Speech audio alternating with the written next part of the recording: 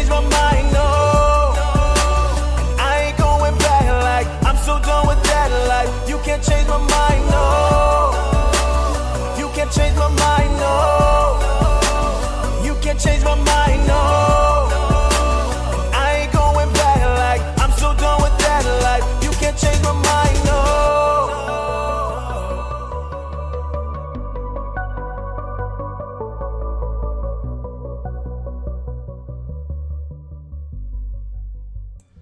Today's show is sponsored by Sit or Start Fantasy Football. Better fantasy decisions, better fantasy results. If you're having trouble in your fantasy football league, download the app today, Sit or Start Fantasy Football, on Android and iOS. And we are back in the BS3 Sports Show. And we got a very special guest, a unique guest. We have Fabio Del Rio of CSE Games. How's it going today? I'm doing well, Ben. How are you doing? Doing good. Great to get you on the show. I'm always open to different guests, different type of guests. And PD Beats reached out to me. And we were able to get hooked up, so I'm glad I was able to get you on the show. So you are the founder and creator of CSE Games, is that right? That's right, yeah. CSE Games, we're a tabletop games publisher. So your classic, not digital, your classic cardboard, plastic, wooden bits, board game type of company. And, we've been at it for a little over 10 years and have done various sports titles as well as casual family games. And our line has grown to about roughly 12 titles right now. Okay. Yeah, that was going to be my next question. How many different games does CSE Games have? Yeah, so we have, like I said, we have about 12, give or take. We constantly have new versions of different games that we're in the midst of launching, and from time to time we remove games from our line. But we have about 12 to 14 active titles. Like I said, we actually got started. Got the company started on our sports background.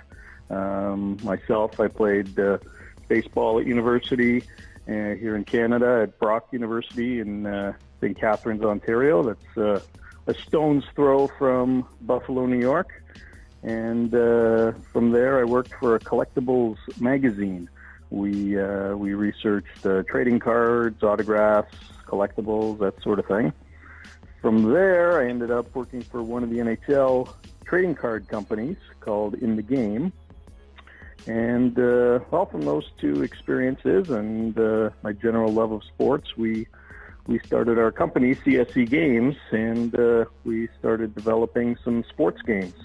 And the first two were a game called NHL Icebreaker, which was a playing card-based hockey simulation game that used a lot of classic playing card rules. And then we built a similar game that used similar mechanics called Card Football, which again used classic playing card rules to simulate a football game. And that got us, started in the journey. But that was kind of our path that got us into the games world. And I guess that was a long way of me saying 12 to 14. That's all right. I did want to get some background on how CSE started, and I think that's amazing. I think the creativity of the games on the website is just amazing. I'm looking at them. I've looked at them. Went to the website, and I think it's fun. The question I have for you is: do you think tabletop games and board games have kind of lost its luster, if you will? That used to be Monopoly, Connect Four. You can talk about all the different variety of games, life, Candyland for for girls, I guess. Totally. But Yeah. do you think tabletop games and puzzle games and things like that have started to kind of fade away? No, it's actually quite the opposite. Games like Monopoly and Connect Four and Candyland are the ones that are fading away more than anything. This is called kind of the golden era of tabletop games. In fact, the whole industry has been on a steady incline for the last 10 years. Not major, but gradual. And there's just so much more creativity and inventiveness in the games that are being designed today. Some of your listeners might be familiar with such games as Ticket to Ride and Settlers of Catan.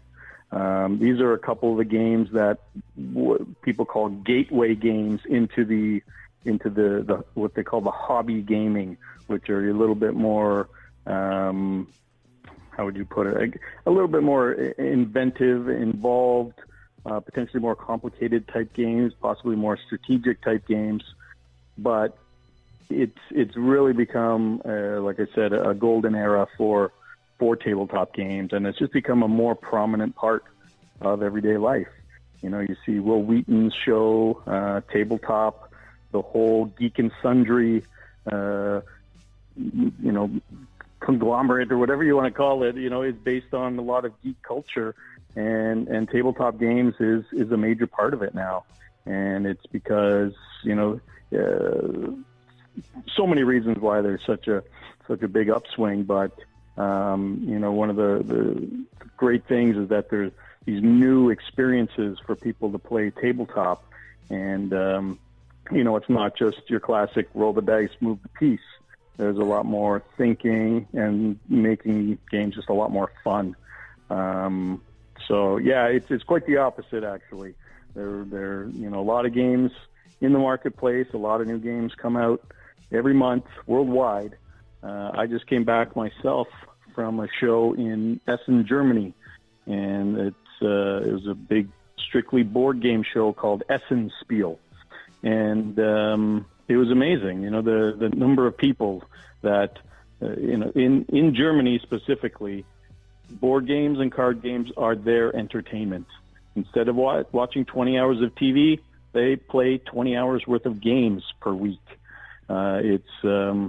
And that started to come over here. Those two titles that I mentioned, Ticket to Ride and Settlers of Catan, are games that were designed in Europe. And, that philosophy and that, love of games with extra depth and strategy to them is coming over here. And, you see the invention of things like board game cafes. We happen to be just outside of Toronto, where we have one of the most famous board game cafes called Snakes and Lattes, and they're about to open up their third location right in the heart of Toronto, and it's a great experience for people. People pay $5 to get in. They can learn all kinds of great games, have a cup of coffee. It's a really nice social activity, and parents are constantly asking, stores for products that can get the kids off their phones, off the computers, off the consoles, and do something fun and interactive and social. And there's, tons of, amazing skills that young people can develop by just playing games. The social aspect, dexterity, critical thinking, all that good stuff. And you don't even realize that you're improving yourself because you're having a good time.